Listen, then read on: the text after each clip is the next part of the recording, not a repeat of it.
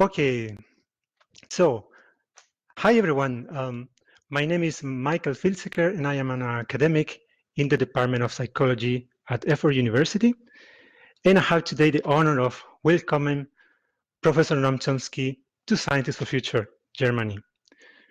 Professor Noam Chomsky is Institute Professor Emeritus at MIT and Laureate Professor of Linguistics at the University of Arizona. He's the author of over 100 books and considered to be one of the most influential intellectuals, as well as being one of the most cited scholars in history.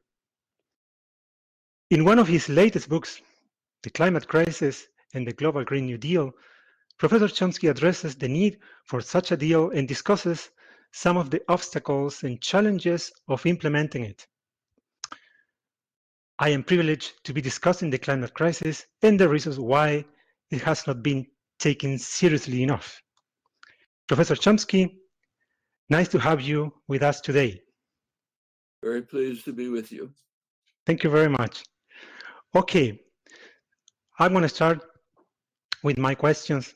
And as you know, we had a flooding in Germany a few months ago, and we have yet on Sunday the coming elections. So I thought that would be the time to make climate change really a priority. Actually, tomorrow we are going to go to the street with Friday for Future in order to make this happen.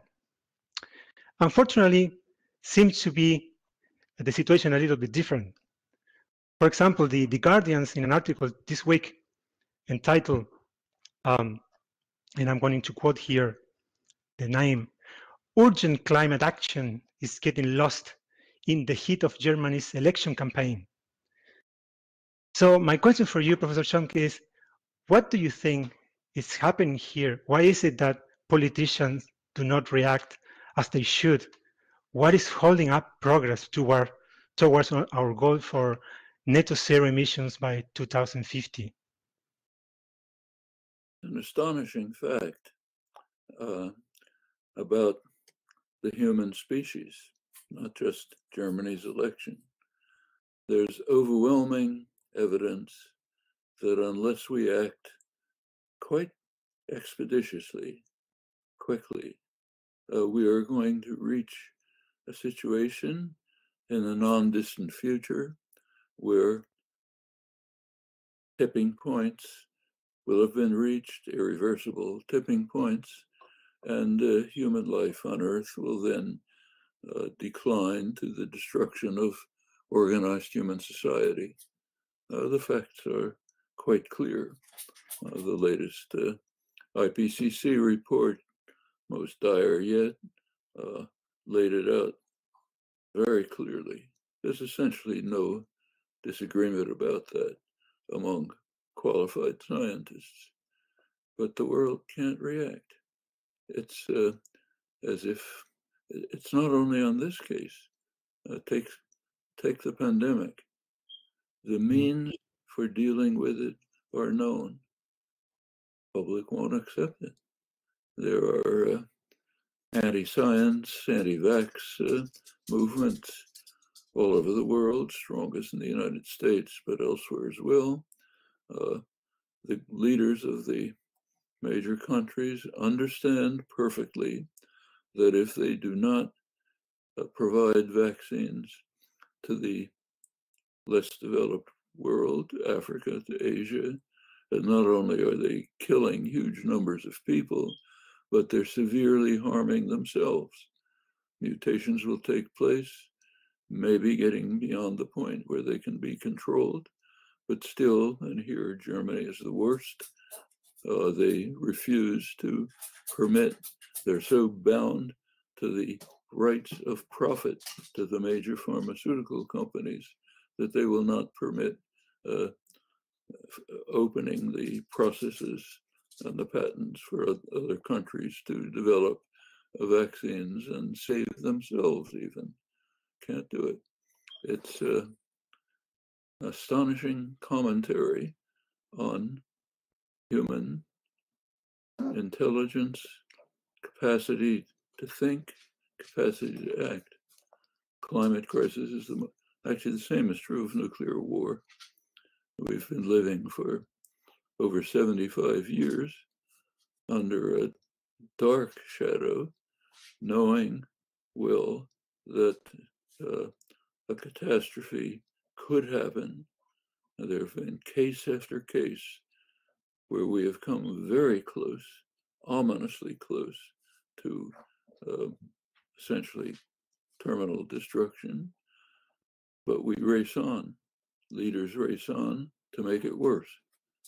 It's, I mean, if there are any extraterrestrial observers watching this species, they must think it's psychotic, insane. And the case of the climate is a case in point. Sometimes here in the United States, where I am, there's very extensive polling on this, and the results are quite remarkable. So the Pew Research Center, the main polling research center, recently did one of its regular studies on popular attitudes towards various issues. One, of course, was climate change. They gave people a list of 15 issues, asked them to rank them in terms of seriousness. They divided it between Republicans and Democrats. Among Republicans, the lowest of the 15 was climate change. 15% thought it was a serious issue. The highest of the 15 was immigration and the federal debt. It's, there's no words to describe it. I mean, you can see where it's coming from. That's what they hear from their leadership, from the cable news that they watch. So people believe people think that there's a large sector of the country, a very religious country, pre-modern in many ways. Substantial sector of the country thinks that if the climate is warming, it's God's will, and it's heresy to try to interfere with it. Actually, the Senate head of the Environmental Committee has taken this view, Republican. That means there's a tremendous amount of work to do to try to overcome a very serious psychological, cultural defect. Shows up in many areas. Yeah, that's very interesting because we have psychologists here, social psychologists, that are going to address this issue a little bit later. But you mentioned, as an example, the threats of nuclear war, and that brings me to my second and I think last question. The Global Green New Deal is at the end of the day, an international effort. And there are a couple of ideas that I have came across with. There are other international efforts to maybe be complemented to the Green New Deal. One is the idea of building a climate club between countries from the economist William Nordhaus. So to get rid of the United Nations climate agreements with no teeth, so to speak, and put a climate club with real commitment and punishment if countries do not reduce their CO2 emissions. And the second idea for the international level is the idea of, from Newell and Sims, an article from 2019, is called Towards a Fossil Fuel Non-Proliferation Treaty, with the goal, of course, try to leave in the remaining fossil fuels in the ground. And so my question for you would be, how do you think what do you think about this climate club idea? Do you think the current administration in the US would support such a thing? And second question is, what can we learn from the nuclear non-proliferation treaty in order to get done this other fossil fuel non-proliferation treaty? The non-proliferation treaty? Oh. Take a look at it. Article 6 of the Non-Proliferation Treaty states that the nuclear states must make good faith efforts to eliminate nuclear weapons. Have you seen that happening? Nothing. They just increase them, knowing perfectly well that it's suicidal, knowing it. But the priority of power, dominance, and profit simply overwhelms it. There were huge popular demonstrations in the early 80s, 40 years ago, all over the world, Europe, the United States. They did compel Ronald Reagan and President to accept Mikhail Gorbachev's proposals for an INF treaty, intermediate range missile treaty, which was a major step forward that reduced the threat of war in Europe, which could have quickly spread all over the world. 1987. Well, President Trump in 2019 dismantled it. And to make it clear that he was serious in calling for self-destruction, he immediately launched missiles, which violated the treaty, essentially telling the Russians, join us, join us in destroying everything. There was almost no commentary about that. He also dismantled most of the rest of the arms control agreement. No effect. One thing was saved by literally hours. The New START treaty was due to expire on February 5th, the last major treaty. Biden was nominated, took office just in time to save it, to accept Russia's offers to extend the treaty. So that one was saved. But we're on the brink constantly. Take the few days ago was announced that, I'm sure you saw, that the United States is essentially providing Australia with a fleet of nuclear submarines, which are advertised publicly in high places as having the capability to sink the entire Chinese Navy in 72 hours and to appear unannounced in Chinese ports with nuclear-tipped missiles. Euphoria in the United States. Look at the commentary. It's wonderful. We're going to counter China. What is China going to do for 72 hours while nuclear submarines sink its navy? Just sit there and applaud? Well, don't have to say what they're going to do. So we're finished. We're done. Let's applaud how brilliant we are. It's, you know about the Fermi paradox. Since there are so many, Enrico Fermi, there's so many planets very much like ours in space. How come we never hear anything from them? It's a paradox. Well, one rather grim witticism responding to it is that they're out there, they're watching us, they see what's going on here, and they say, we don't want to come anywhere near that insane place. That would be a reasonable judgment. What about thank you, Professor Chomsky, what about this climate club instead of the United Nations run Paris Agreement? Do you see a future on these kinds of idea of putting together an international community under binding conditions? Well, let's take a look at the record. The Paris negotiations, 2015, began the international efforts to Kyoto came first, but that was gone.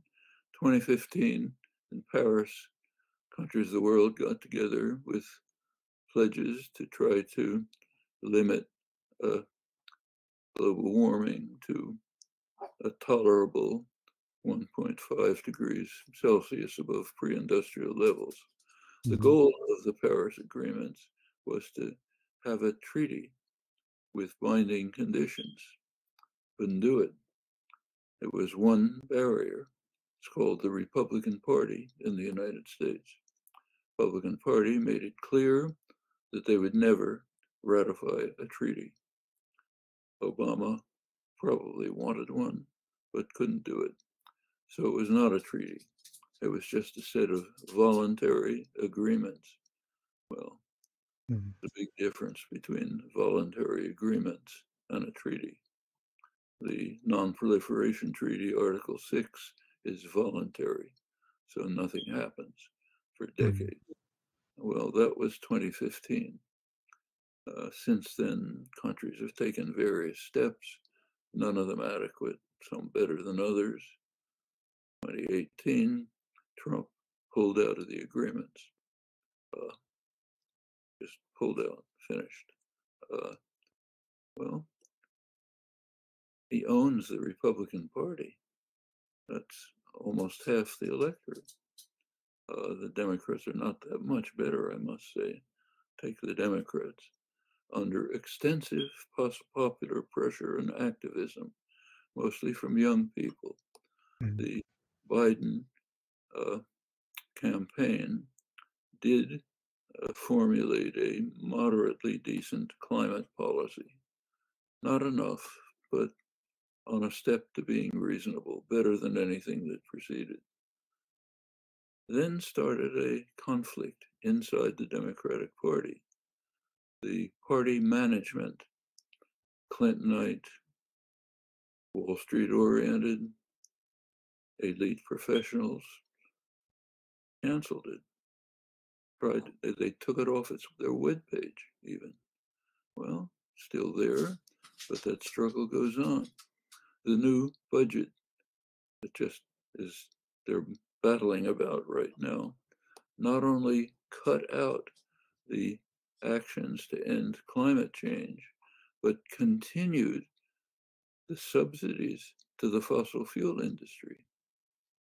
Let's continue to subsidize them to destroy us. Can't get anything else through with 100% Republican opposition and right-wing Democrats, called moderate, who join them. Or take President Biden himself, who at least has made some rhetorical moves. The IPCC report appeared on August 9th. Interesting date. The anniversary of the most grotesque experiment in human history, the Nagasaki bomb, which had no purpose. Russia had already entered the war, and Japan was finished, but they had to test the bomb to see if the new, more destructive system, so-called Fat Man plutonium bomb, see if that would work. So let's kill a couple 100,000 people. Well, that was the anniversary of the IPCC report. The next day, President Biden appealed to OPEC, the oil cartel, to increase production, so as to reduce gas prices in the United States, which would be beneficial to his electoral prospects. This is the leadership of the world. Very a few deviations, but it's overwhelmingly true. Well, the lesson we can learn is there has to be mass popular demonstrations, opposition, the upcoming global climate strike, other things, to compel the leadership to face reality, to recognize that there are more important things in the world than profit tomorrow for the fossil fuel industries that are funding you. There are things more important than that. There are things more important than dominating the world with nuclear submarines off the coast of China. Much more important, like survival. They can't see it. They're geared to the immediate issues of power and profit. This goes far back. I mean, let me give you an example that is illustrative from another domain. In 1950, the United States had a degree of power and security that was beyond anything else in human history. Controlled the entire Western Hemisphere, controlled both oceans, controlled the opposite sides of both oceans. Over the rest of the industrial world had been severely damaged.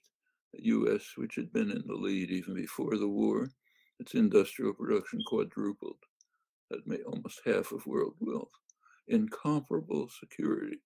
There was one potential danger, one, namely that ICBMs would develop with nuclear missiles.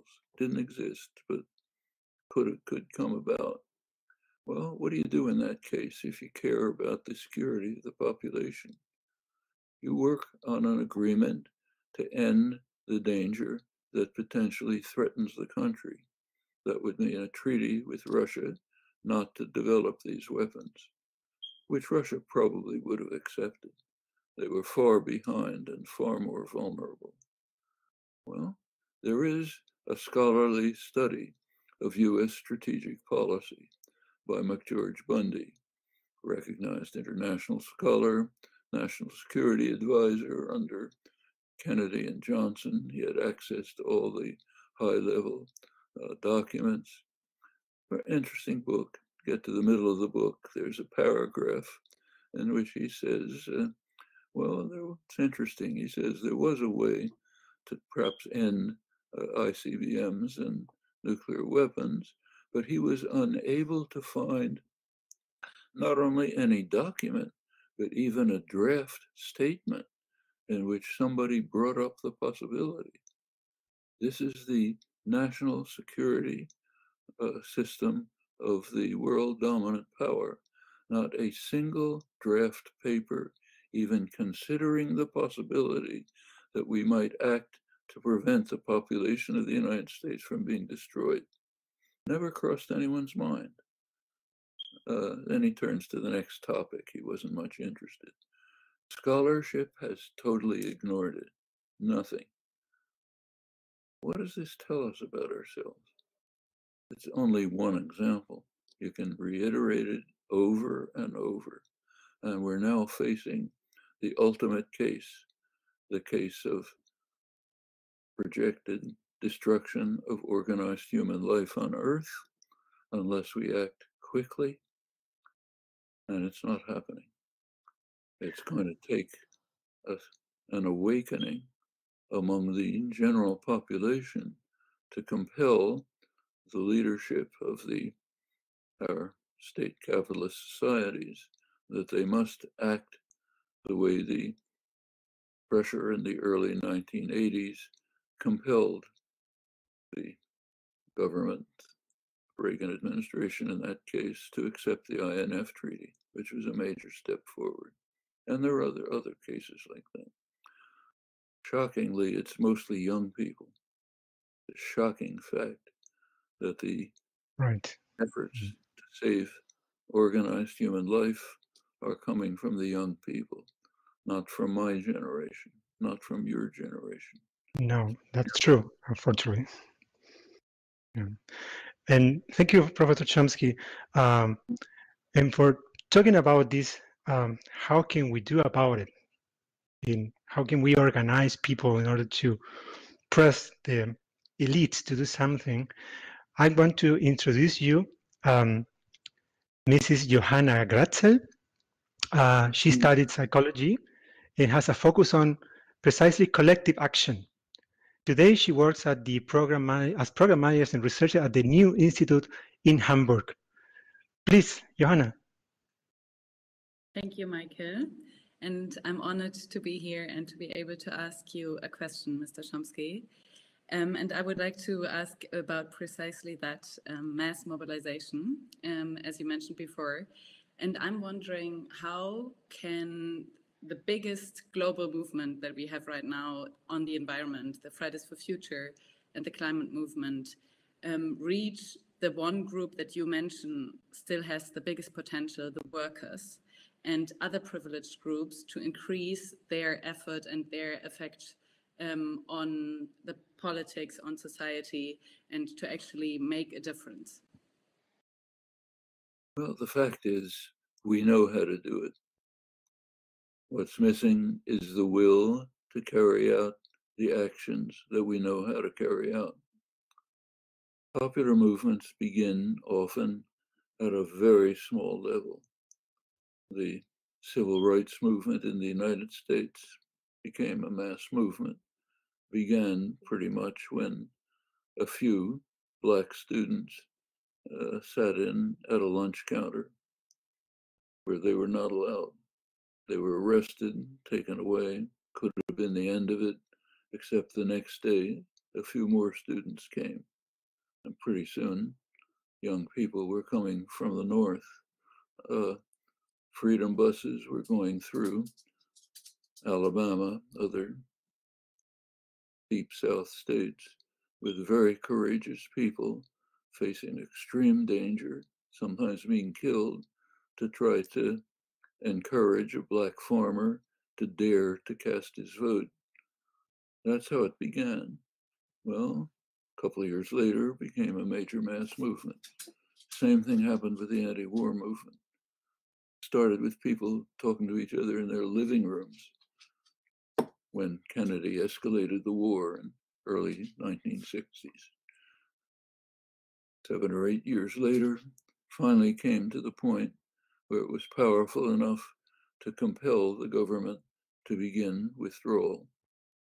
Well, that's how it worked. Take the feminist movement. Began with small consciousness-raising groups of young women talking to each other, saying, we don't have to accept this. Well, it became a major movement with changed human society. We know how to do it. Okay, what's missing is doing it. It may start small. It may start with talking to your neighbor. That's the way other movements have started. Small actions. In the United States, a group of young people called Sunrise Movement, young people, not many, who had been active for many years, sat in on congressional offices. They occupied the office of Nancy Pelosi, the Speaker of the House. Ordinarily, they would have just been thrown out by the Capitol Police. Not this time. They got some support from young representatives who had came into office on the Sanders wave.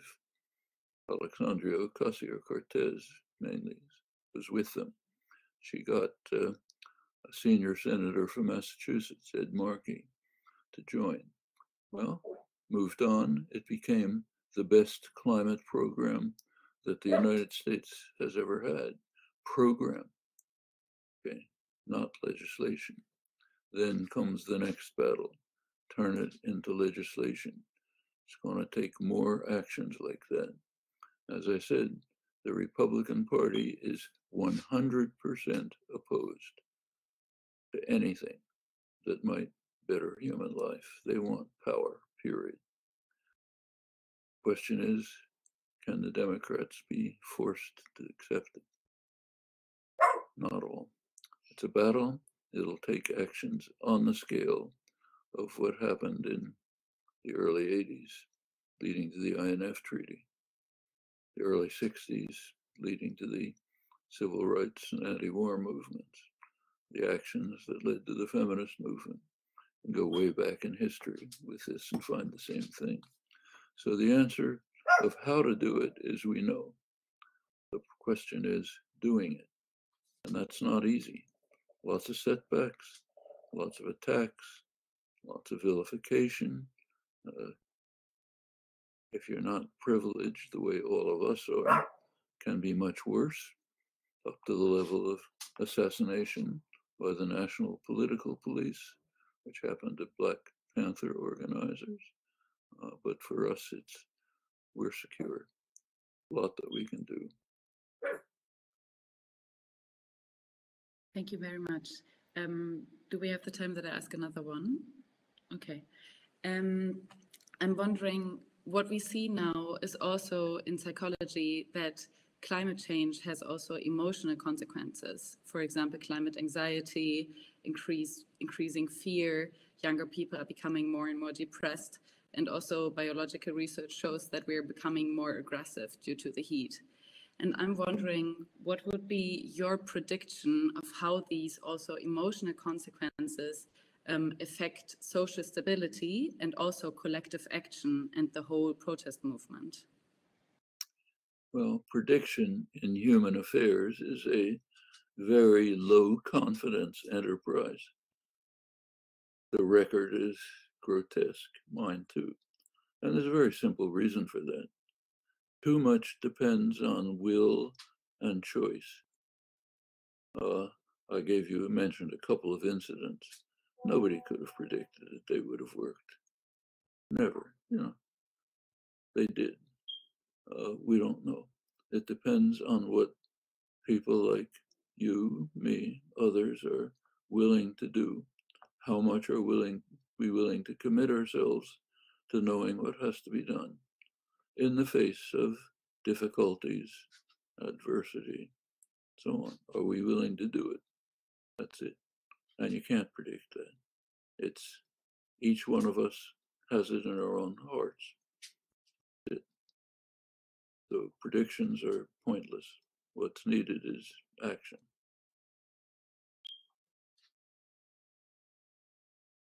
Okay, thank you very much, Johanna. And thank you, Professor Chomsky. You just mentioned will and actions, or will and choice, as the key to keep this movement going. And I would like to introduce to this topic Professor Sander van der Linden. Is a professor of social psychology and director of the Cambridge Social Decision Making Lab in the Department of Psychology at the University of Cambridge. One of his research focuses on how to best counter misinformation, especially about climate change. Please, Sander. Yeah, pleasure, Professor Chomsky. I was fascinated by Naomi Oreskes' book, Merchants of Doubt, looking at some of the strategies that the fossil fuel industry and the tobacco industry have used to systematically mislead people on the issue of climate change. And I'm wondering, there's some debate about the influence of misinformation in all of this. And I was wondering, to what extent you think that the spread of misinformation about climate change has delayed action, whether the sort of casting doubt on the scientific consensus has been effective in delaying action, whether this is, mostly a problem of political elites, or whether you think this is a wider media ecosystem problem and what we can do about it. So we've done some experiments trying to inoculate people against the manipulation strategies that are being used. You were talking earlier about how people have psychological and cultural sort of defects when reasoning about these issues. But do you think this is a problem that can be solved in terms of making people more resilient to misinformation? Well, it's a very interesting topic. So and we know a lot about it. Take, say, ExxonMobil, major fossil fuel industry. Their scientists were in the lead internationally in studying the very dangerous consequences of heating the planet. Started back in the 1960s. They were producing the most advanced scientific studies, of course, handing them to the management. That's who they directed to. Nothing was done. 1988, James Hansen, leading geophysicist, made a public, well-publicized speech giving serious warnings of what was likely to happen unless we changed course. Well, the ExxonMobil management reacted to that. They reacted by setting in motion a massive, huge disinformation campaign. Now, they were smart enough not to deny the facts. They didn't say, no, this is wrong, because they'd be immediately refuted. They did something much more clever. They said, well, maybe it's true, maybe it isn't. We really don't know yet. people haven't taken into account cloud cover. Let's not race into this because we really don't know. So let's just sow doubt. Let's make a richer society by maximizing fossil fuel use, and then we'll be in better shape to deal with this if the doubt ever is cleared up. They understood perfectly well, there's no doubt. That was smart, because then what people hear is not a debate about the facts, where of course they would be crushed, but rather the more plausible idea, well, maybe we don't know enough. Why don't we just enrich ourselves? Tobacco industry had done the same thing. In fact, it's kind of striking that tobacco is not illegal. This is the biggest killer of all. I mean, in comparison, cocaine doesn't even exist, you know. But it's never been possible to criminalize it.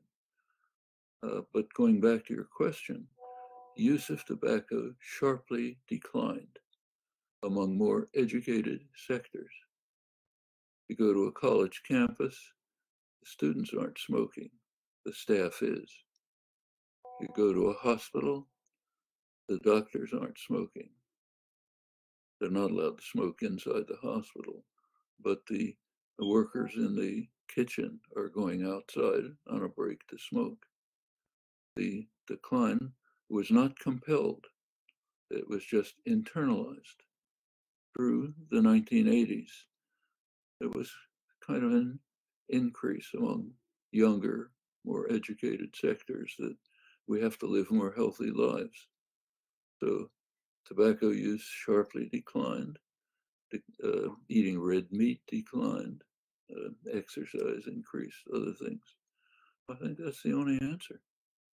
We are not, the fossil fuel industry is dedicated to maximizing profit in the short term, not because they're bad people. Maybe the CEO of ExxonMobil gives donations to the Sierra Club on his spare time.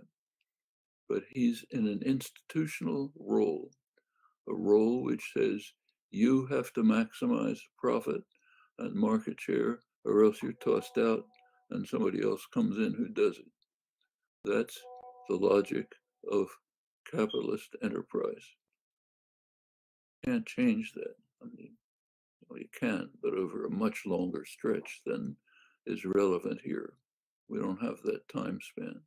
What can be done is exactly what you said. Educate the population so they don't accept it. Just as what happened with tobacco, with lead, with asbestos. Now it's much more dangerous and desperate. But there's just no other alternative. That's what has to be done. Can it be done on a sufficient scale? We don't know. But all we can do is try. Things like Sunrise Movement, Extinction Rebellion, global climate strike, all of these things indicate that among younger people, there is will and effort to do something. Polls show the same thing.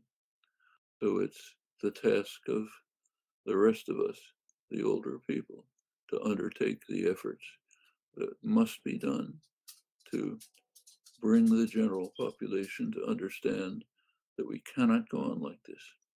We cannot accept the greenwashing of the fossil fuel companies. Right now, they're all presenting themselves as very humane, deeply interested in the common good, what used to be called soulful corporations, not interested in profit, but working for your benefit. So we're really dedicated to doing something about climate change. And how are we going to do it? By continuing to maximize fossil fuel production, but investing in non-existent technologies that maybe sometime in the future can remove some of the poison that we're pouring into the air. Well, people have to see through that, just as they did with the Philip Morris, the other tobacco industries. It's work. There are powerful forces aligned against it, have to be overcome. We know how to do it. And again, it's just a matter of will and choice. There's nothing else to say. Yeah, I fully agree. Thank you, Professor Chomsky. Thank you very much, Professor Chomsky. We have also here Dr. John Roozenbeck. Did I get it right? Roozenbeck. He's a postdoctoral research fellow at the Department also of Psychology at the University of Cambridge. And he focuses also on misinformation and vaccine hesitancy in media discourse. Please, John. Welcome. Thank you, Michael. Hi, Professor Chomsky. It's a privilege. I was wondering, so yesterday, I think it was Facebook, they announced that they were going to invest about $1 million into fighting climate misinformation on their platform, mostly through fact-checking, etc. But other companies such as Twitter and Google and so on are also sort of increasingly becoming aware that the spread of climate misinformation is becoming an issue, and they are taking measures to solve these. How seriously should we take these efforts when they come from social media companies? Thank you.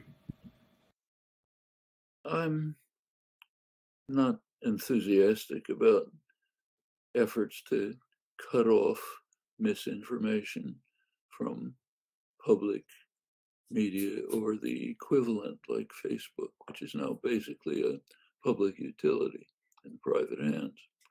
Cutting off what's produced is a dangerous step, I think. It goes into very dangerous directions. And it's also ineffective.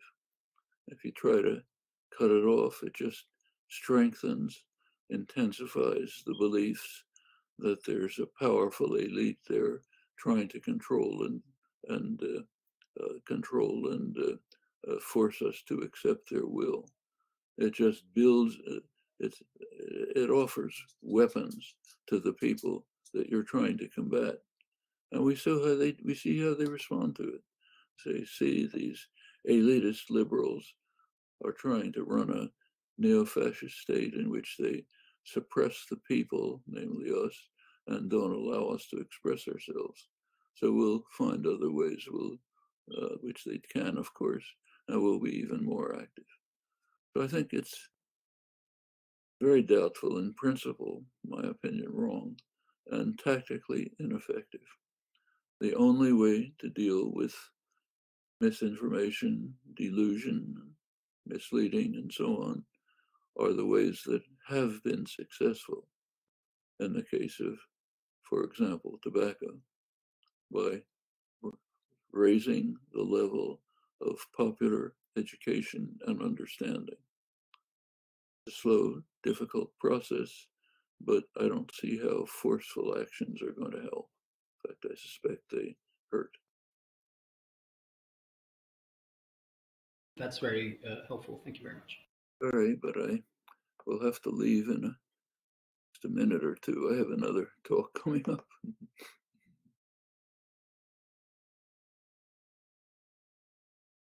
Thank you, Professor Chomsky. Just to introduce our last guest here, Konstantin Zerger. He works for the, if I get it right here, he's head of energy and climate protection at the Environmental Action Germany. So he's doing a campaign on renewable energy, energy efficiency, and so on. Konstantin, please. Yeah, just very quickly, and thanks for this opportunity. Well, my everyday work is trying to convince people that they need to act. So it's really an interesting debate here. My fear is that we will be too late when we simply seek to educate people. And it's my experience from everyday life. We are, as a civil society organization, trying to do all sorts of things. We are suing fossil majors. We are talking to politicians and decision makers. We are trying to educate young people. And frankly, my fear is we will not be fast enough when I look at the consequences of climate change. What are your thoughts on this? What are the opportunities we still have to get it running fast enough? We need to overcome this. Well, I think everything has to be tried. I mean, we all know that individual acts are not really going to make a big difference. So I have solar panels on the roof of my house where I'm now sitting. Small move, but not going to solve the problem. I think we have to include small moves just to engage people. Get people to understand if you drive less, if you move towards a plant-based diet, if you use solar panels instead of fossil fuels, you're making a contribution. And that's the first step. Then you have to go farther. You have to join collectively, because it's only collective action that can matter. So form a group in your neighborhood who gets started on it. For example, I happen to live in Arizona. Sun is shining all the time, bright sun. Take a look around the neighborhood where I live. Not one solar panel except ours. We're considered the liberal freaks, you know. Everyone else complains that they have $1,000 electricity bill every month, but they're not going to put up a virtually free solar panel to get it down to $10 a month, because that's just not what real red-blooded Americans do. Okay, get a group of people together and talk about that, then go on to broader efforts. I don't know of any other way. Engage people at the whatever level you can reach them, get them to move on to join in collective actions, move on to the point where you have enough pressure to compel political leadership to force the destructive corporations to stop destroying us all. They can do it, but it has to be forced. They're not going to do it on their own. Just as you could compel the mostly young popular movements in the United States were able to get the Biden administration, the Biden program, to put forth a moderately decent climate program. They have not yet been strong enough to move it to legislation. That's going to take a lot more engagement and involvement. There just are no magic keys. That's the only way that things can work. Trying to stop misinformation is going to just let it grow up somewhere else. But educating people to act the way young people did in the 1980s when they stopped smoking, that can work. Thank you very much, Professor Chomsky, for being here and for inspiring so many people and for standing up for the future generations so that they have the right to live in a decent world. Thank you so much for being with us today. Thank you. Sorry, I have to leave. All right. Bye-bye. Bye now.